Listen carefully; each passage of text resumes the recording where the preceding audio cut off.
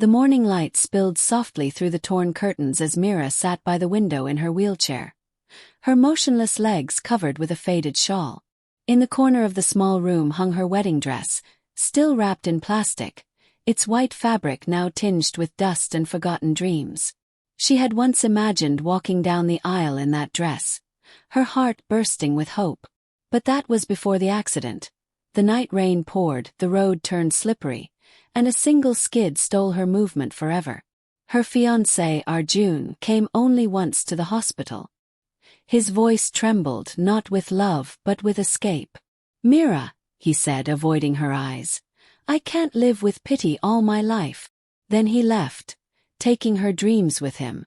Now, as the wind rustled outside, Mira sat in silence, broken but breathing, her heart quietly refusing to surrender.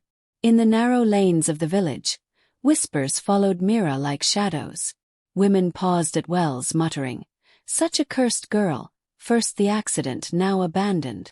Others shook their heads, calling her unlucky, as if misfortune itself had chosen her as its vessel. Her mother wept quietly every night, folding the wedding dress away, while her father spoke little, his silence heavy with guilt for not being there that fateful evening. Yet Mira refused to crumble. She picked up a paintbrush, filling her days with color when life had drained all of hers. Children from the neighborhood came to learn letters and laughter from her. But no matter how kind or talented she became, the world still saw the wheelchair before the woman. Sometimes she'd whisper to herself, "If only love could see beyond the chair." One late summer afternoon, a new tenant moved into the old yellow house across from Mira's. His name was Raghav, a quiet, soft-spoken man with tired eyes and a gentle smile. A widower, he spent his mornings at the small mechanic shop by the crossroads and his evenings walking his 6-year-old daughter, Anaya, to and from school. Their laughter, light and unburdened, often floated through Mira's open window like music she hadn't heard in years.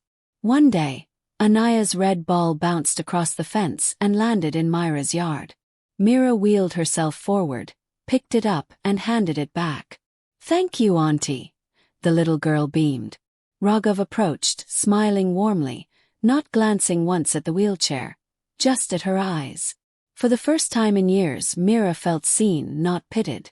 That simple, unassuming smile stirred something quietly hopeful inside her heart. Days turned into weeks, and little Anaya began visiting Mira almost every afternoon. She sat cross-legged on the floor, eyes wide with wonder as Mira told stories of brave queens and magical forests. Sometimes Mira would paint while Anaya watched in awe, the scent of fresh colors filling the small room. One day, she surprised the child with a portrait of Anaya as a fairy, wings shimmering in soft shades of blue. Raghav came by to thank her, touched beyond words. Over a cup of steaming tea, they shared quiet laughter and stories of life's scars and second chances. Their friendship grew gently, rooted in respect and kindness. For the first time, Mira felt alive again, not as the paralyzed girl, but as a woman with dreams. Yet deep inside, she feared the village whispers would soon turn their warmth into shame. Soon the whispers began. "Have you heard?" the neighbors murmured. The poor paralyzed woman and the widower, meeting far too often. The words slithered through the village like smoke, curling into every corner of Mira's fragile peace. Her parents grew anxious, fearing she'd be shattered again. "People can be cruel, Mira," her mother warned softly. On the other side, Raghav's relatives called to scold him, said he was ruining his name for pity's sake. The echo of old wounds returned to Mira's heart, bringing back Arjun's rejection and the bitter taste of shame. To protect them both, she resolved to pull away, convincing herself it was the right thing. Yet when Raghav saw her retreating, his eyes held quiet defiance. He refused to let kindness become a secret.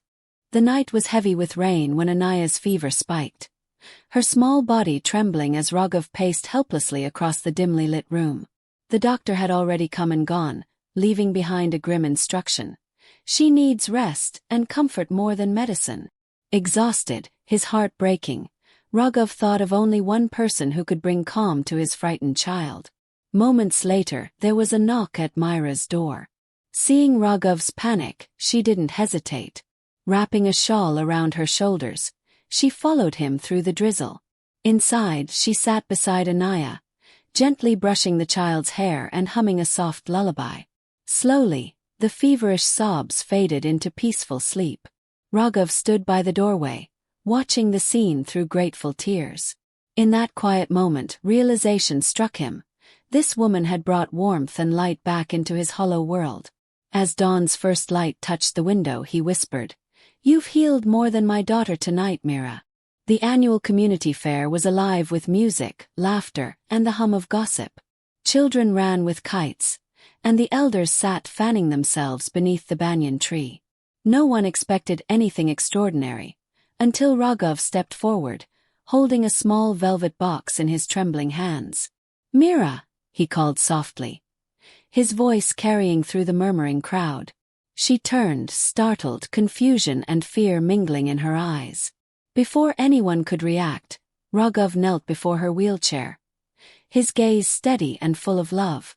Gasps rippled through the villagers. A normal man proposing to her? "You taught my daughter joy again," he said. "You taught me courage. I don't need a perfect wife, Mira. I just need you." For a moment time stood still. Mira's hands shook, her heart racing. Tears glimmered in her eyes as disbelief gave way to hope. Then, with a trembling smile, she nodded, choosing love over fear, courage over shame. The days that followed were far from peaceful. Villagers gossiped, shaking their heads at what they called a misfit union. Some laughed openly when Raghav and Mira passed by, while his relatives threatened to disown him, accusing him of throwing away his respect for pity. The whispers stung, and more than once, Mira wondered if she had become a burden to the man who had chosen her against the world. But Raghav never wavered. Facing the crowd one day, he said calmly, "Disability isn't tragedy, cowardice is." His words silenced even the boldest mockers. Slowly, people began to see the truth. The love, the laughter, the quiet dignity they shared. Mira started teaching painting to local children, especially those who were differently abled, becoming a living symbol of strength, hope, and acceptance. Months later, sunlight streamed through the open windows of Mira's art studio, where walls bloomed with her paintings, vivid colors of strength, joy, and rebirth. She wheeled herself across the room, arranging brushes as Anaya burst in, her laughter echoing. "Mom!" the little girl cried, wrapping her arms around her. Mira's heart swelled with warmth at the words she'd once thought she'd never hear. Raghav entered quietly, carrying a new easel. As he set it beside her, he whispered, "See? You were never broken. The world just needed to open its eyes." Outside, the evening light painted their small home in gold, simple yet overflowing with love, laughter, and quiet grace. True love isn't measured by perfection or appearances. It's found in the courage to see beauty where others see flaws. A heart that is kind, steadfast, and brave can rewrite even the cruelest stories into timeless miracles.